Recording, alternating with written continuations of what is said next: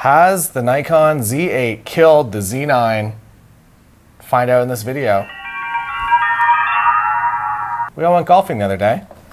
Liam brought this camera. This is my Nikon Z8, which I purchased with my own money at BJ Photo in Waterloo, Ontario. This is my Z9.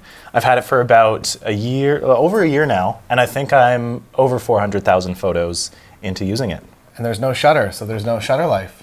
That's something actually I've been really thankful for, as I've just been like shooting weddings and just like driving this shutter, at least the shutter sound, is there's one less component that I feel like is going to fail or break on the wedding day. And I feel like I'm gonna probably just keep using this for a decade and see what happens with it. I think that my Nikon D700 made it to 1 million shots, and that was a mechanical shutter. With an actual mechanical shutter. I talked to Nikon, I was like, if it hits 1 million, do I get a free one? And they said no. Tim brought 50 golf balls today. I have 3. We'll see who runs out first. So we went golfing. Yeah. So you were part of the kind of the pre-release of this. You got to use it for a little bit, doing video, doing some photo. Been using that for a long time.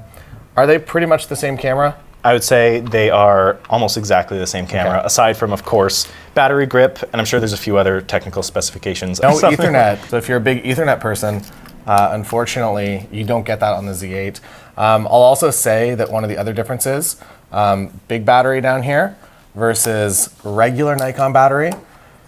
And I went through 3 of these. I was also doing HDMI out on a wedding day. I went through 3 batteries. And do you ever go into a second battery? I will occasionally go into my second battery. Okay. Occasionally, and that's if I'm on like hour 9 or something like that, and I'm maybe 8,000 photos in, potentially even doing hybrid photo video as well throughout the day.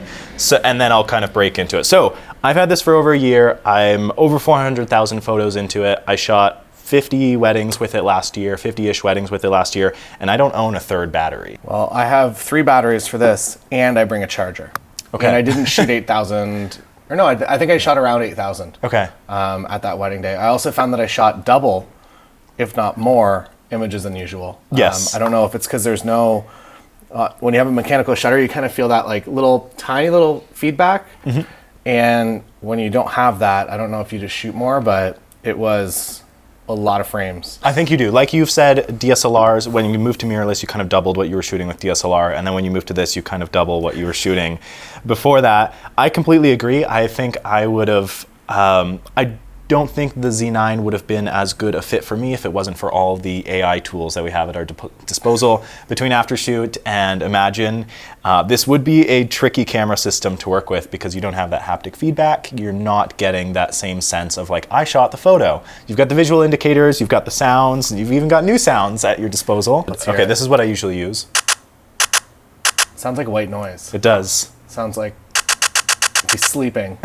What's mine?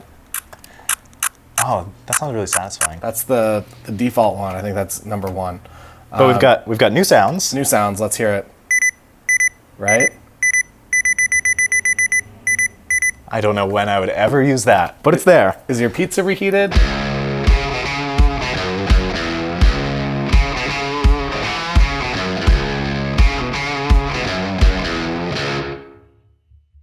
This is the interview section. Okay.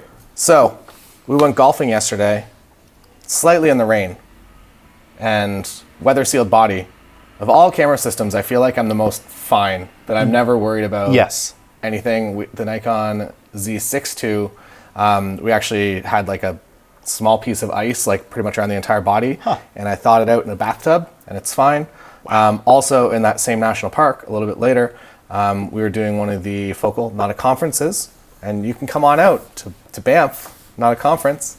2-man, it's going to be there. Gabe McClintock going to be there. That's crazy. I'm very excited. Did you know that announcement? I didn't know. No, that's new. 2-man. That's 2-man, new to Liam. 2-man. 2-man, fair. I'm going to go for his last name.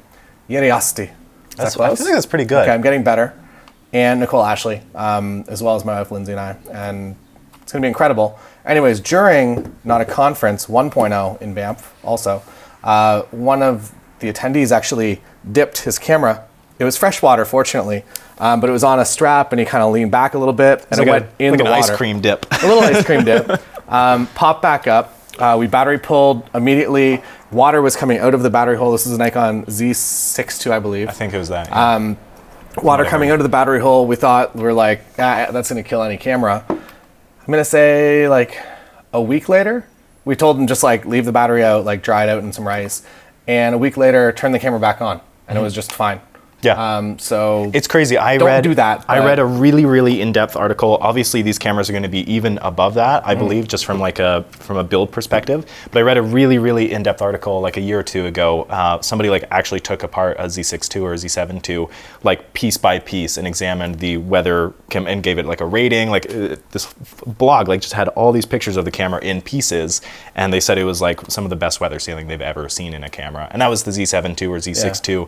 These are going to be a step above that even, I believe.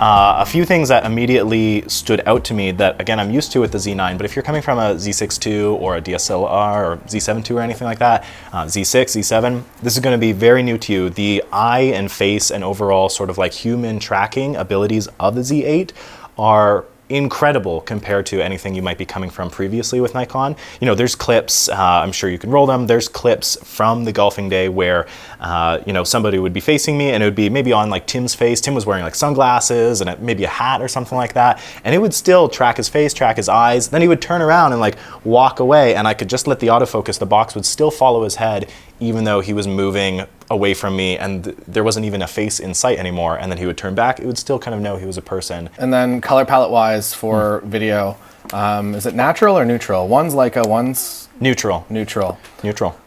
So neutral picture control or picture setting, I don't know. That's what profile. I shot. All of the golf footage that you're seeing, that's what I shot. It's all neutral. I think most of it was shade white balance because it was a pretty cool day. If I moved into cloudy, it started to look a little blue. So I think it was, for the most part, just shade white balance and neutral picture profile. Yeah, I like it a lot. I also shoot, we're filming this on a Sony A7R5, and I shoot S Cinetone for pretty much everything. It's also hilarious, like Sony, they're not known for their screens, and even though the A7R5 screen is pretty good in comparison, looking this to this, it's just sadness for Sony. It's true. Sorry, I can't. We're indoors and I can't really see the screen too well over there. I've been very impressed with the screens and the viewfinders of these cameras. And then in terms of outdoor performance and like bright sun, I know golfing we didn't really have bright sun. Do you have any issues with the screen or? Not really. Sometimes I'll turn. I typically have my brightness on the Z9. I typically just have my brightness at 0. Same with the viewfinder. That way, it's not making too many decisions that are impacting my battery life. I know I'm going to get more consistency when things are just at 0. If I'm in really harsh daylight, you know, it's 12 or 1 p.m. on a wedding day, and I'm doing family photos or photos with the couple, I'll typically bump it up a couple notches just to get a little bit of extra visibility on a sunny day. Yeah. But otherwise, even at 0, it's completely fine. Actually, I will also say, even with shooting video, if you're coming from a DSLR, this is going to be something that's going to be a huge improvement to you. Being able to shoot video through the viewfinder is wonderful, and being able to stabilize your shots, you know, having your one point of contact, another point of, you know, contact on your camera, and then that third point of contact. I find even if I can even like walk backwards and like shoot through the EVF on either of these cameras, and the footage is pretty steady, even if I'm on a 50 or an 85 or something like that, being able to have those 3 points of contact. So then I will switch to the EVF in those situations. Yeah, and the footage you're seeing on the screen is no real rolling shutter. I'm sure that there is some amount of it. But in terms of when the IBIS and the stabilization in the camera, as well as the lack of rolling shutter, it working together feels just a lot like really, really nice and stable. Yeah. Whereas I feel like other brands that even if it has like whatever 10, 12 stops of IBIS, I still find that the rolling shutter and like it just kind of, it's never perfect. It never feels exactly right. Yeah. I feel like a lot of the video footage that it's rare to like really screw up a clip. Like you really have to be moving weird. Definitely. You'll find some footage in the footage that I shot at the golf. You'll find We'll things. put all those clips up. Put all the terrible camera shake on the screen. It's definitely possible. But I have found that with this camera as well. You know, the Z6 II, which I've used plenty, it also has in-body stabilization, but it's just not the same as these cameras. I don't know what the technical specification of it is, but it's just not the same. There's something improved to these cameras, it feels, and then with the lack of rolling shutter and the lack of mechanical, it all just like works together really seamlessly. So you just have lovely, stable footage all the time. I should also say, this might be obvious, but I wasn't using, on the golf day specifically, I didn't use any like stabilizers or gimbals or monopods or tripods or anything like that. Even the stable shots are just me kind of like locking in my arms and just letting the camera roll from there. Yeah, and there's, to give one additional +1 for having a larger camera, I find that you might want like the smallest camera that you can get, you're gonna just have some natural kind of shake in there. Yeah. Whereas if you have something that's of substantial weight, I find that it is just more stable, even Definitely. if it gives you a bit more of a workout on the day. Definitely. I find that the footage just naturally is a lot more stable as well. So same-ish camera, different exteriors. So if you're looking for a battery grip, obviously, I would say it's probably worth the extra money to get a built-in battery grip that's all one piece and also get the additional battery. But I kind of like this size of camera best, and I don't mind bringing a few extra batteries with me on a wedding day. That, I guess, comes down to personal preference, and I feel like that's pretty split across the board. In at least the YouTube comments that I see, that people are either really happy that it's a full-size pro body, or that they've made something that's a little bit easier to travel with. Yeah. For us doing a number of destination weddings and just a lot of travel content, even this is a larger body than I'm used to. So the Z6, the Z6 II was, I don't even know, put them side by side. This one got a little bit larger, which is great. I think if you do have larger hands and you're coming from that DSLR world, or you're coming from like a Nikon D850, this will feel correct to you. This camera, I will say, it's cumbersome too. It doesn't really fit with the, if you're using Peak Design products or even any other bags that you're familiar with, it can be a struggle to get it to fit with those bags, whether you're using like a sling bag or a backpack. It just fits a little bit differently. Yeah. Or you're bringing the body caps everywhere with you. Happy that the shutter blades, it's really nice. It's on both of them. Or not shutter blades, just protective blades. Not even a shutter. It's really nice that they carried over so many features from the Z9 into the Z8, including that. I really don't feel like they left anything out. And honestly, every friend that I've talked to that knew that I shot the pre-production videos with you, I told them like, oh yeah, like it's a great camera. Like now that it's out, we were talking about it, I would say fully get this. I don't know if there's really any reason to consider the Z9 unless you really do want the larger battery or the Ethernet or the double CF Express cards, but I really like having one SD card available. It's really nice. SD card is nice because it fits in your wallet, so if you ever just need a little bit extra. So much more compatible as well if you're working with like second photographers or anything like that. It's so much more compatible. We've got card readers built into our laptops now. There's one right there. Like it's so much more efficient. What I will say though is if you are, if hybrid coverage is a really big part of your business, both of these are going to be, or part of your work, both of these are going to be amazing. I would say definitely the Z8 from what I've tested, it does hybrid really, really well. There's no buffer, like the buffer just doesn't exist. There's as many photos as you want to take. It's Exactly. I will say though, because of the double CF Express cards, there's still going to be like a 10, I think this is still going to have like a 10% edge on the Z8 just because you do have those two really fast cards. But that difference is super negligible at this point. I would say like this is the camera to go for if you're considering. Yeah, and then on the hybrid side of things, we saw the update come through earlier, and this goes to firmware 4.0, and we were both hoping that finally video would shoot to both cards, but that wasn't on the feature list. So I'm sure that Nikon is aware that this is kind of a big thing for a lot of us, and specifically the wedding space. I don't know of anyone that's had any issues for as long as I can remember. CF Express cards are really great. Your workflow is when you get home, do you take cards out, or I typically don't take cards out. I shoot to large enough cards that I almost never, at least especially on one camera alone, I almost never need to change cards on a wedding day. Especially my backup card. Backup card stays in the camera at all times. Main card typically doesn't leave the camera. When I get home, especially if I've been shooting photo and video or video only, anything that's video involved where I only have one copy, I'm typically just doing the USB-C direct into my drives from there. I'm not removing cards throughout the day or even removing it when I get home from the wedding. So there you have it.